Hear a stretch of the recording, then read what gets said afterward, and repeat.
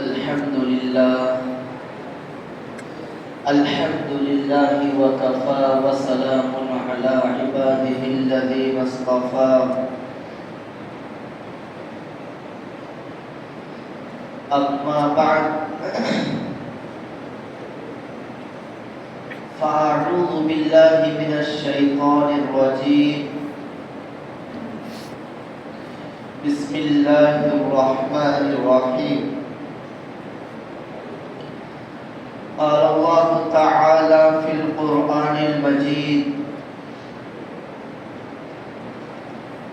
يا أيها الذين آمنوا توبوا إلى الله توبة نصوحا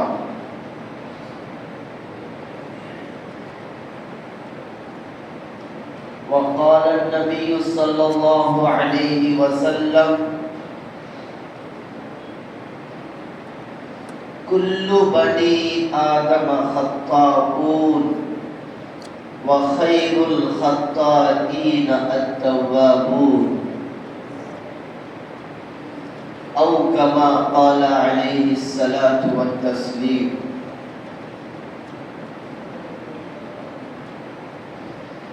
میرے نہایت محترم بزرگوں، عزیزوں اور نوجوان دوستوں،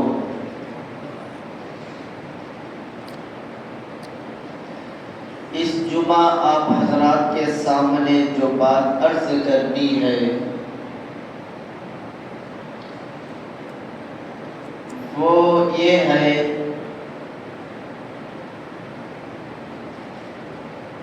کہ تمام کے تمام بنی آدم یعنی حضرت آدم علیہ السلام کی اولاد گناہ کرنے والی ہے، لیکن بہترین گنہگار وہ ہے جو گناہوں کے بعد توبہ کر لے۔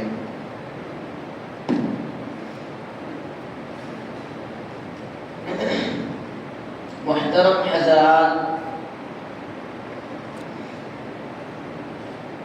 اللہ تبارک و تعالی نے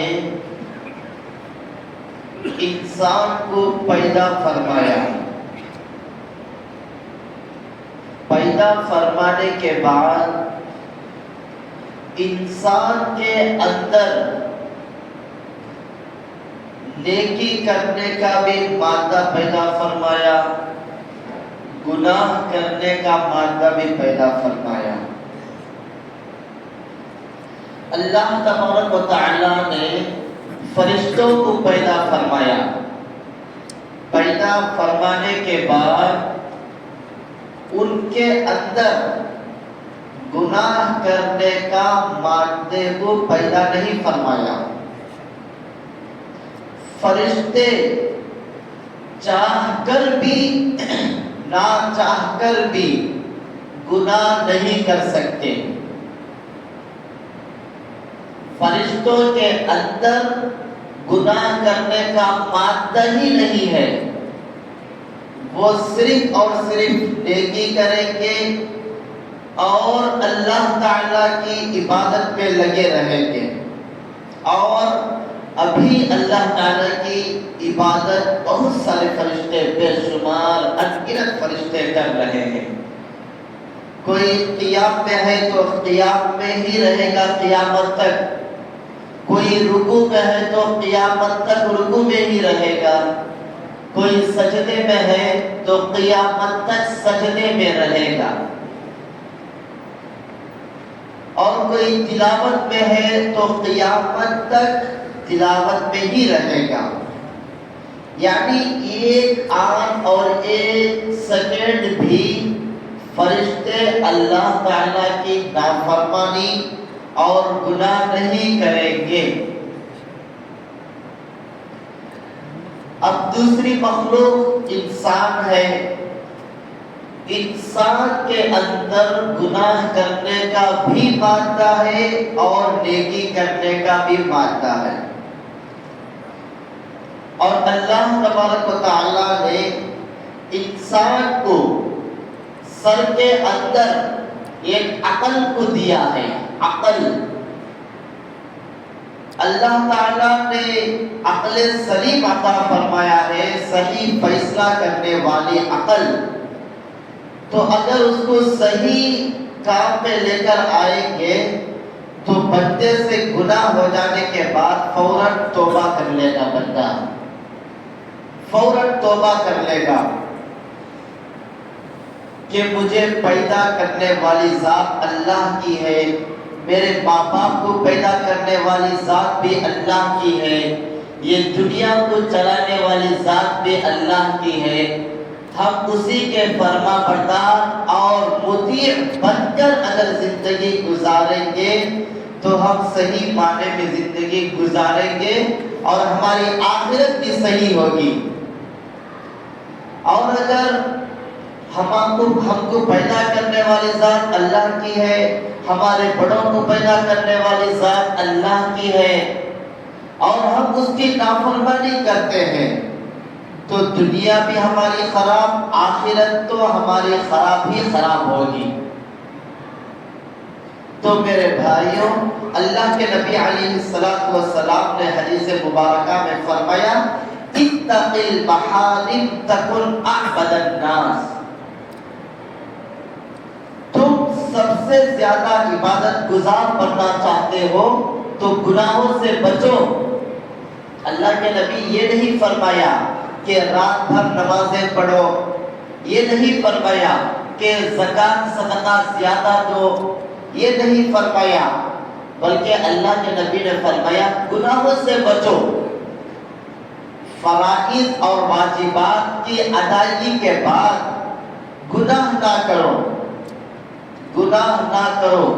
اگر گناہوں سے بچ جاؤ گے تو سب سے زیادہ اللہ کے نزدیک پسندیدہ تم ہی رہو گے. صرف گناہوں سے بچنا ہے، گناہوں سے بچنا ہے. اللہ کے نبی علیہ السلام کی خدمت میں ایک صحابی عرض کیے کہ دو عورتیں ہیں، ان میں سے ایک عورت نماز ادا کرتی ہے، فرائض پڑھتی ہے اور واجبات کو ادا کرتی ہے، اور زبان کی بہت میٹھی ہے کہ اس کی زبان سے اس کے اڑوس پڑوس میں رہنے والے لوگ کبھی بھی اس کی زبان سے تکلیف نہیں، اور اس گھر سے دوسرے محلے کے لوگ بھی خوش ہیں. اور یہ عورت زیادہ نفلیں نہیں پڑھتی، زیادہ نفل صدقات نہیں کرتی، زیادہ تلاوت نہیں کرتی، ہاں فرائض اور واجبات کو ادا کرتی ہے اور گناہوں سے بچتی ہے. اور ایک عورت ہے وہ زیادہ نفلیں بھی پڑھتی ہے، فرائض بھی ادا کرتی ہے اور واجبات کا بھی اہتمام کرتی ہے، لیکن اس کی جو زبان ہے یہ زبان بہت ہی بری زبان ہے. اس زبان کی وجہ سے اڑوس پڑوس میں رہنے والے لوگ، اس کے پڑوسی محلے والے، خود اس کے گھر والے اس سے ناراض ہیں. تو اللہ کے نبی علیہ السلام سے سوال کیا گیا کہ ان دو عورتوں میں سے کامیاب عورت کون ہے؟ تو اللہ کے نبی نے فرمایا جو صرف فرائض اور واجبات اور گناہوں سے جو بچتی ہے یہ عورت جنتی ہے، اور اس عورت کے مقابلے میں کئی گنا زیادہ بہتر ہے یہ عورت. اور جو دوسری عورت ہے فرائض کے ساتھ، واجبات کے ساتھ، نوافل کے ساتھ، تہجد کے ساتھ اپنی زبان غلط استعمال کرتی ہے اور پڑوسیوں کو جو تکلیف دیتی ہے، یہ عورت کامیاب نہیں ہے. اور ایک روایت میں اللہ کے نبی علیہ السلام نے فرمایا یہ عورت جہنمی ہے، یہ عورت جہنمی ہے. تو میرے بھائیوں، اس سے ہم کو یہ معلوم ہوا کہ ہم اللہ تعالیٰ کی عبادت کرنا ہے. فرائض اور واجبات کے بعد سب سے پہلا کام گناہوں سے بچنا ہے.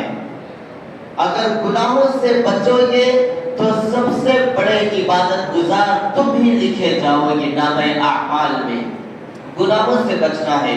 اتق المحارم تکن اعبد الناس، خود بھی گناہوں سے بچنا ہے اور اپنے گھر والوں کو بھی گناہوں سے بچانا ہے، اپنے بچوں کو بھی گناہوں سے بچانا ہے۔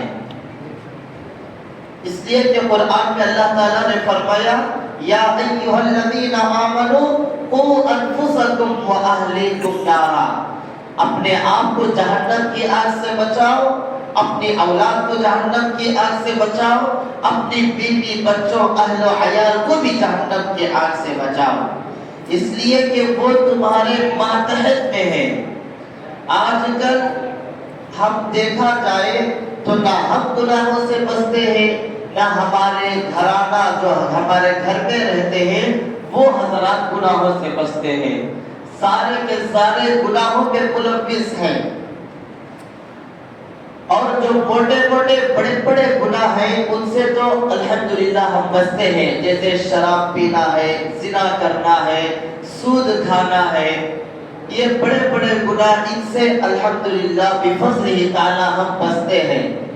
لیکن جو گناہ بڑے نہیں ہیں، حقیقت میں وہ بڑے ہیں، لیکن معاشرے کی نظر میں، لوگوں کی نظر میں جو گناہ دکھائی نہیں دیتے، اس سے نہ ہم بچتے ہیں نہ ہمارے گھر والے بچتے ہیں۔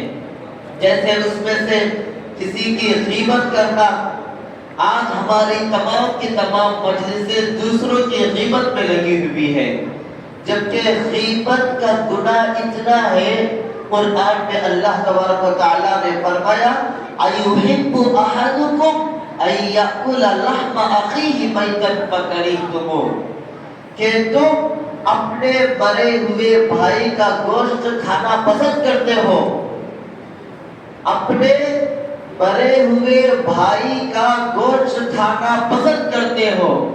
اگر کوئی مسلمان بندہ دوسرے کی غیبت کرتا ہے تو وہ ایسا ہی ہے کہ اس کے مرے ہوئے بھائی کا وہ گوشت کھا رہا ہے۔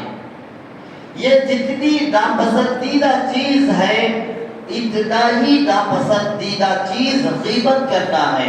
اب غیبت کسے کہتے ہیں؟ یہ مسلمان کی اس کے پیٹھ پیچھے، اس کی غیر موجودگی میں دوسرے مسلمان کے سامنے، ایک انسان کے سامنے اس کے بارے میں ایسی باتیں بولنا، اگر وہ اس کو معلوم ہو جائے تو دل کو تکلیف ہو، اس کے دل کو تکلیف ہو، یہ غیبت ہے، جبکہ وہ باتیں وہ آدمی کے اندر موجود ہے، پائی جاتی ہے، یہ غیبت ہے۔ اور غیبت کا گناہ بہت بڑا گناہ ہے، بہت بڑا گناہ ہے۔ اللہ کے نبی علیہ السلام نے فرمایا الغیبت اشد من الزنا، جو غیبت ہم کرتے ہیں، ہماری مجلسیں غیبت سے بھری ہوئی ہے، یہ غیبت زنا کرنے سے بھی بڑھ کر ہے۔ اور ایک حدیث میں اللہ کے نبی علیہ السلام نے فرمایا الغیبت اشد من القتل، غیبت کرنا قتل سے بھی بڑا گناہ ہے، غیبت کرنا قتل کرنے سے بھی بڑا گناہ ہے۔ اب اس دو حدیثوں کا مطلب سمجھیے، غیبت کرنا زنا سے بھی بڑھ کر ہے، غیبت کرنا قتل سے بھی بڑھ کر ہے، جبکہ زنا یہ بہت بڑا گناہ، بہت بڑا گناہ، بہت بڑا گناہ ہے، لیکن اس سے بھی بڑا غیبت کرنا ہے۔ یہ اللہ کے نبی نے کیوں فرمایا؟ تو مفسرین نے لکھا ہوا ہے اللہ کے نبی نے اس لیے فرمایا اگر کوئی بندہ زنا کرتا ہے تو وہ بندہ اس کو گناہ سمجھتا ہے اور اسے ڈر ہوتا ہے، اور گناہ سمجھنے کے بعد وہ اس گناہ سے توبہ بھی کر لے گا، اور توبہ کرنے کے بعد اللہ تعالیٰ اس کو معاف بھی فرما دے گا۔ لیکن یہ جو غیبت ہے، یہ کرنے کے بعد، یہ گناہ کرنے کے بعد آدمی کبھی بھی توبہ نہیں کرتا ہے، کبھی بھی توبہ نہیں کرتا ہے۔ اس لیے اگر زنا کر لیا، توبہ کر لیا، اور اللہ تعالیٰ اگر معاف فرما دیا اپنے فضل و کرم سے تو یہ گناہ معاف ہو گیا، لیکن غیبت معاف نہیں ہوگی، غیبت معاف نہیں ہوگی۔ اگر کوئی بندہ دوسرے کو قتل کر دیا تو اگر اسلامی احکامات اس کے اوپر جاری کرنے ہیں تو دیت قصاص جیسا بھی ہو، اگر وہ ہونے کے بعد توبہ کر لیا تو وہ گناہ معاف ہو جائے گا، اس لیے کہ قتل کرنا بہت بڑا گناہ ہے اور آدمی اس کو گناہ سمجھتا ہے، سمجھنے کے بعد توبہ کر لیتا ہے تو معاف ہو جاتا ہے، لیکن غیبت کرنے کے بعد اس کو گناہ ہی نہیں سمجھ رہا ہے۔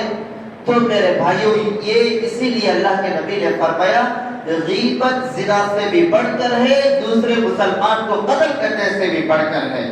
اس لیے اگر یہ گناہ سے ہم پاک و صاف ہو جائیں گے، یہ غیبت اکثر طور پر عورتوں میں پایا جاتا ہے۔ یہ گناہ اگر 2-3 عورتیں آپس میں مل گئی تو تیسری عورت کی غیبت شروع کر دیتی ہے، اگر 2-3 مرد حضرات آپس میں مل گئے تو دوسرے کے بارے میں بات کرنا شروع کر دیتے ہیں۔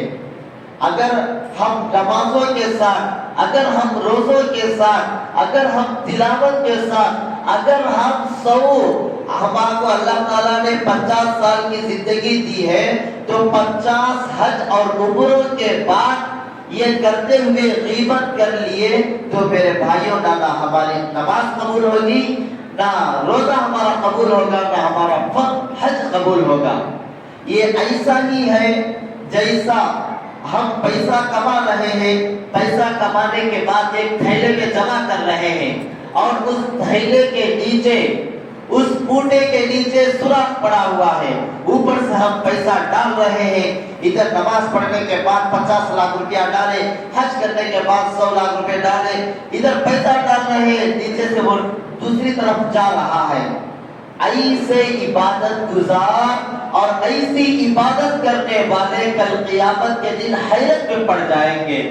ہم نے 20 عمرے کیے ہیں لیکن ادھر ثواب ہی نہیں ہے، ہم نے 15 حج کیے ہیں ادھر ثواب ہی نہیں ہے، ہم نے رمضان المبارک میں ہر سال غریبوں کو کھانا کھلایا ہے لیکن وہ عبادت نظر ہی نہیں آ رہی ہے، ہم نے محلے کی مسجد میں کبھی بھی صف اول پہلی صف نہیں چھوڑا ہے لیکن وہ پورا کا پورا ثواب کہاں گیا؟ تم غیبت کرو گے تو تمہاری نماز کا ثواب جس کی غیبت کرتے ہیں اس کو چلا جائے گا، اس کو چلا جائے گا۔ اگر تمہیں دوسروں کے اوپر بہتان باندھو گے، اس کی زندگی میں وہ کام ہی نہیں ہوا، تم نے اس کے اوپر وہ الزام لگا دیا تو تمہارے پورے اعمال، تمہارے پورے نیکیاں وہ لے لے گا۔ اللہ تبارک و تعالیٰ ان اللہ لا یظلم مثقال ذرہ۔ میرے بھائیوں، حقوق 2 طرح کے ہوتے ہیں، ایک ہے اللہ کا حق، اللہ کا حق، اور ایک ہے بندوں کا حق۔ یہ نماز پڑھنا، روزہ رکھنا، حج کرنا، زکوٰۃ دینا، عمرہ کرنا، یہ پورے اللہ تعالیٰ کے حق ہیں، اور ایک بندے کے حقوق ہیں، ماں باپ کی اطاعت کرنا، غیبت نہیں کرنا، بہتان نہیں باندھنا، کسی کا دل نہیں دکھانا۔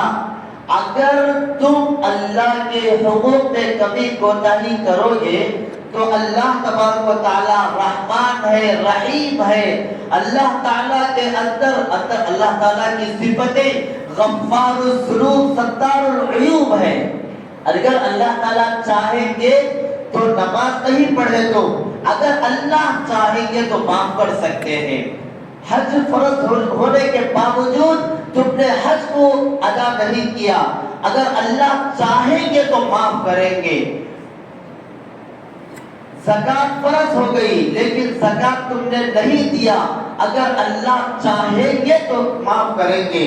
لیکن دوسروں کی غیبت کی، ایک کی زمین دوسرے نے دبا لیا تو اللہ تبارک و تعالیٰ کبھی بھی معاف نہیں کریں گے، کبھی بھی معاف نہیں کریں گے۔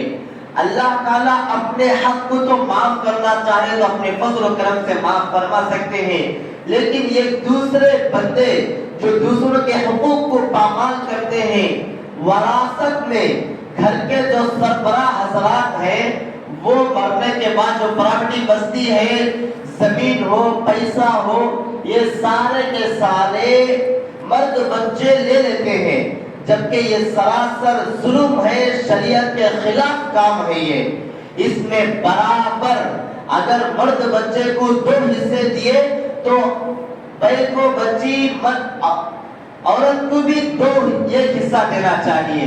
قرآن نے یہ ہم اور تم بیٹھ کر متعین کرنے کے نہیں ہیں، جبکہ قرآن میں اللہ تعالیٰ نے صاف طور پر بتا دیا یوصیکم اللہ فی اولادکم للذکر مثل حظ الانثیین.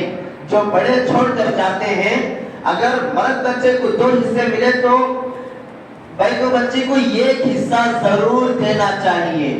آج کل ہمارے معاشرے میں بتائیں تو بولتے ہیں کہ شادی میں 20 تولے سونا دے دیے، 25 تولے سونا دے دیے. وہ دینا فرض نہیں تھا، لیکن یہ دینا فرض ہے. 20 تولے 50 تولے بھی اگر دے دیے تو یہ جائیداد میں، پراپرٹی میں، وراثت میں بیکواں کا بھی حصہ ہے، مرد عورت بچیوں کا بھی حصہ ہے، لیکن اس کا ہم بالکل خیال نہیں کر رہے ہیں.